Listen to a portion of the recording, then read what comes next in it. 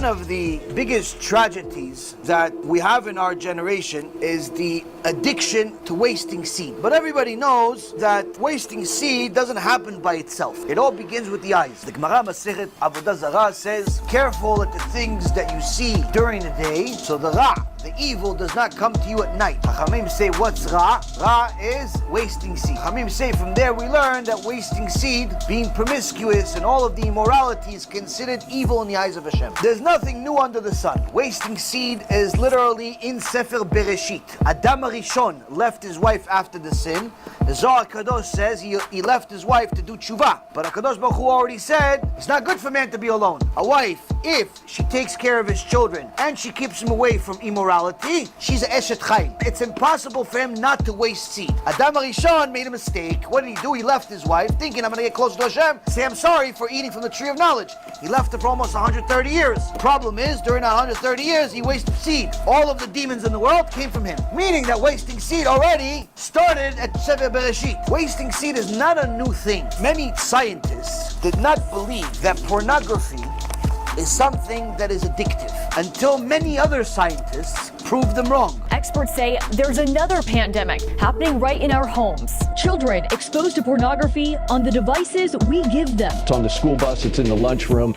It can, in fact, be anywhere where a child has a device that's hooked up to the internet. It's happening earlier, in some instances, while kids are still in elementary school. I think a lot of parents are naive, thinking, well, he's only 8, or he's only 9 or 10.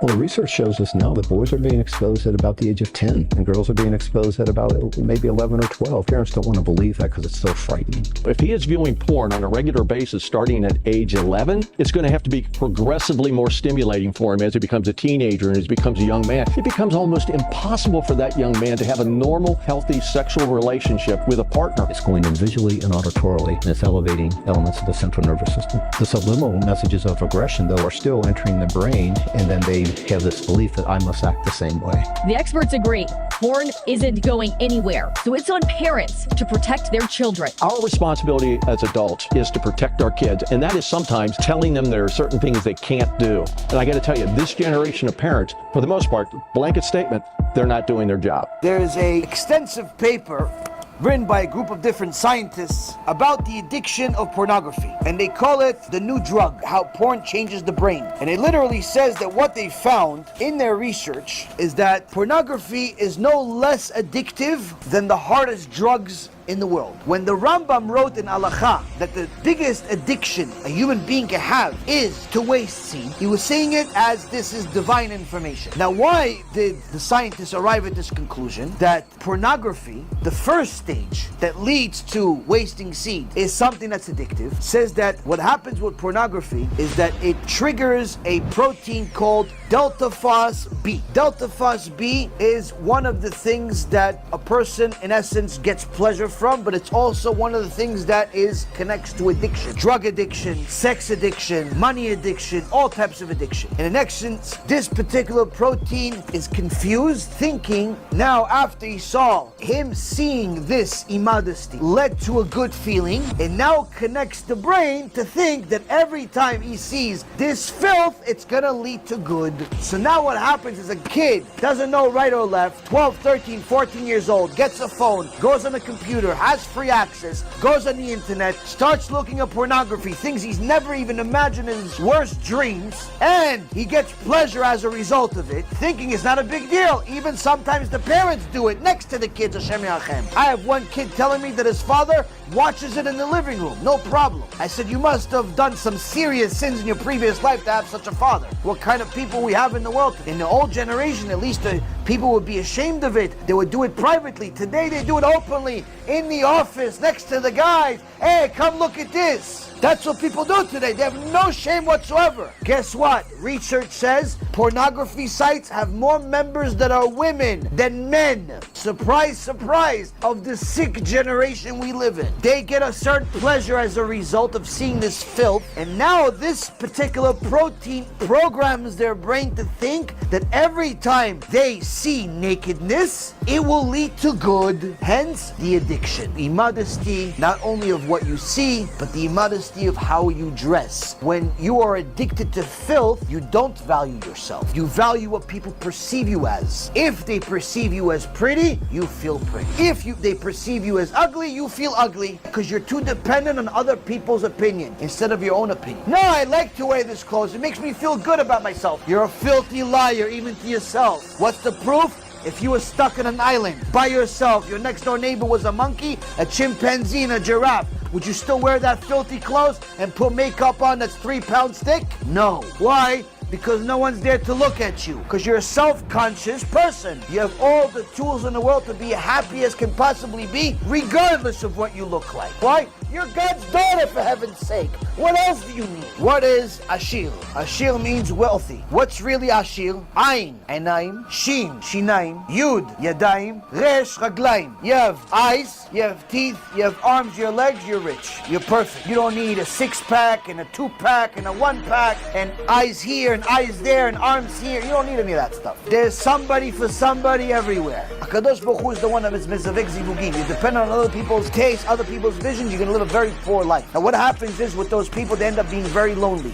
I thought it would be good to be rich and famous. It would be good to be the opposite of this. It would be good to have stuff. It would be good to have money. It would be good to be invited to the party. Well, I've been invited. I've been in. We're having this chat in a private Swish members club in East London. It's super cool. There's bare brick walls. Everyone's double good looking. But I've been inside now. I've seen the other side of the looking glass. It ain't worth it. It's not good. It don't feed your soul. I still feel empty inside. When people say, oh, I want to be like you, I want to be an actor, I want to look like you, the question I always ask them is why? I was a millionaire, beautiful women in my life. I had cars, a house, an incredible solid gold career, and a future. And yet, on a daily basis, I wanted to commit suicide. I struggled a long time, not only my bouts of depression that I've had, but also things that have happened to me earlier on. And my security and stuff were coming into the room at night to check my pulse. Like, people don't know how serious it got. Like, it was legit crazy scary. I don't even want to look like Katy Perry anymore sometimes. My private life is a boring disaster, but work is good. Quite honestly, I just didn't want to be alive. I'm in 4 lawsuits. It consumes my life. Depositions, interrogations. I was surrounded by all this wealth and all this fame and all this power, and yet they were all miserable, and I had never been more miserable. I don't have a mom I can call. I don't have a father I can call. And I know tons of people in the Silicon Valley, hundreds of millions of dollars, and are as miserable and as lonely and as broken as you'll ever see. I get depressed. Antidepressants, they're very helpful. I've taken them since I was 26 years old. I always suffered with depression. When I was on top of the world, it became more and more and more depressed until it was like suicidal thoughts. When they really want to make you crazy in prison, they put you in isolation, right? The second you become famous, you're kind of in a weird isolation. Money doesn't make you happy. It never did. I mean, history will tell you that. I had ground and scraped and fought to make movies and to make the things that I wanted to make, sell books and sell scripts, and I was doing all those things, and then I get there and I'm like a broken shell of myself. And this is after a good year. This is after making tons of money. When you get to the top, there's nothing there. There's nothing there. There's just more of that. If you want it. They're paying me a ton of money. I'm doing everything I had dreamt of doing for 30 years. It all came true. And I am the least happy I've ever been in my life. And when you're very lonely, you end up doing many, many mistakes. One of them is getting addicted to pornography. There are sex centers in every single community now because of the addictions that people have. It's a reality. It all starts with yourself. Rabbi Nachman Breslev Alav Shalom says, Likutei Maharan, person is promiscuous with himself, eventually is promiscuous with the opposite sex. Promiscuous with the opposite sex, eventually same sex. Why? It's not enough. He wants taboo. By himself, not enough. Watching a certain type of filth. So he watches some other filth. Eventually he wants to fulfill that filth. It wasn't enough for him to see normal filth, so now he wants to see abnormal. You don't start controlling yourself of what you're looking at, eventually you're going to become the next pedophile. There's no filter for the people's desires. So the harms of pornography are nearly infinite. For example, the first one is that it's extremely addictive. Like at no point in human history have we been able to do a quick search online from the comfort of our own pocket. It's been able to look at millions and millions of hours of unrestricted access to any kinds of videos of people having sex on our phones as we want. That's entirely unnatural. Our ancestors, our grandparents, have never seen as many naked people as we have seen in our day and age within nearly 5 minutes. Dr. Lawrence American Board of Psychiatry and Neurology shows us what happens to your brain when you watch porn using SPECT scanning. This is a scan of a sex addict brain, an 18-year-old sex addict brain. And we compare that to a normal brain, and at the naked eye, we can tell this is not normal. Now, if we compare that to someone who has cocaine addiction, this is a person who has cocaine addiction. As you can tell, in the prefrontal cortex and the parietal lobe, they're very similar, although you don't see the top part of this brain. The scalloping is about the same if we looked at this sagittally. So we see a lot of the same deactivation from cocaine and sexual addiction. You can tell again from someone who's a normal brain, we obviously don't see that degree of scalloping. It takes over the mind.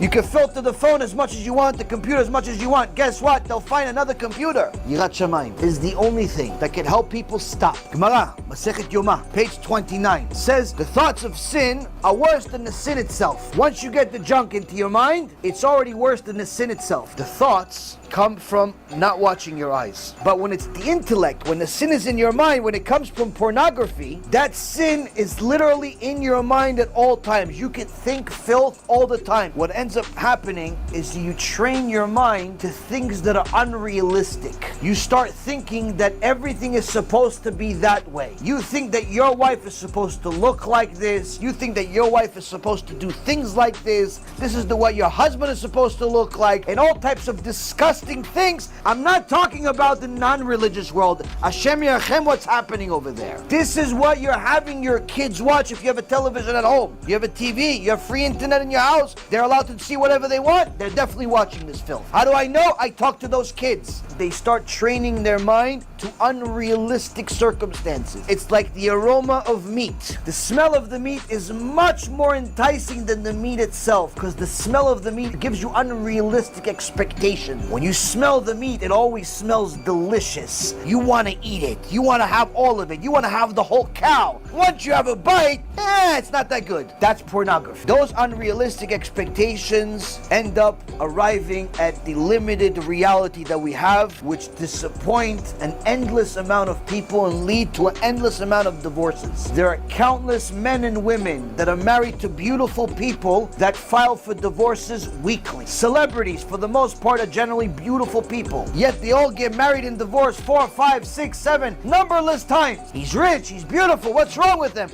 She's ugly. They can't even get what they want ever. It's only a matter of time for them to be sick of whatever good they have anyway. Even what they have that they think is good now eventually will become old news. That's why the divorce rate is only a matter of time in the secular world, in the celebrity world. That's how awful their world is. Because of these unrealistic expectations, that once a person trains themselves for disgustingness, trains themselves for immorality, and makes themselves addicted, they in essence become much more vulnerable, because to you it became the new normal. Gemara says after you make the same sin twice, Yetzirah tells you it's allowed. But once you become addicted to pornography, now you're much more vulnerable. Anybody says, oh, come look at this, you're going. Somebody says, come to this filthy club, you're going. Somebody says, you want to go a double date, going. It's easier to repeat the sin even further when the sin is a thought. That's why it says the sin of thought is worse than the sin itself. You can make the sin in the middle of the afternoon, you're at work, you're in your office, you're doing whatever it is that you're doing. Somebody upsets you. You remember in your mind the last time you were upset, the way you relieved yourself that made yourself not upset is you went and did some filthy things. So what do? You go to the bathroom, you go to your car, you half-hour break, you're finished. Some guys are so addicted, they do it in school, they do it in everywhere. They do it all day, all night, girls too. And they don't even realize it's a disease. It's like having cancer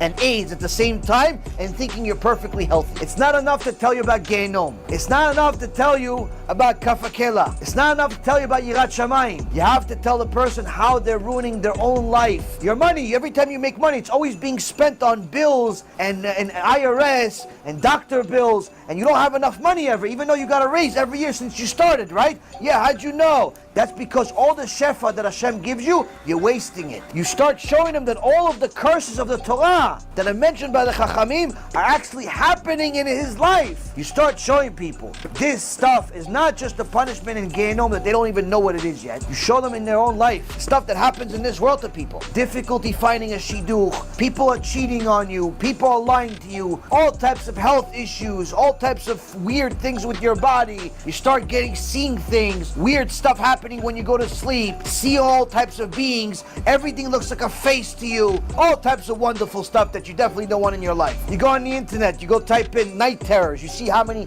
hundreds of videos people made about night terrors, but nobody has the reason except the Torah. Anyone that has night terrors, it's only happening because of wasting seed. And Avodah Zarah, that's usually two are connected. Because wasting seed, according to the Gemara, is the same thing as Avodah Zarah. That's what Avodah Zarah requires, blood or seed. The point is, Rabotai, that everything that the scientists recently discovered from different neurological experiments, psychological experiments, and so on, already is written in the Gemara. This is why you have to protect your eyes, no matter whether you're male or female.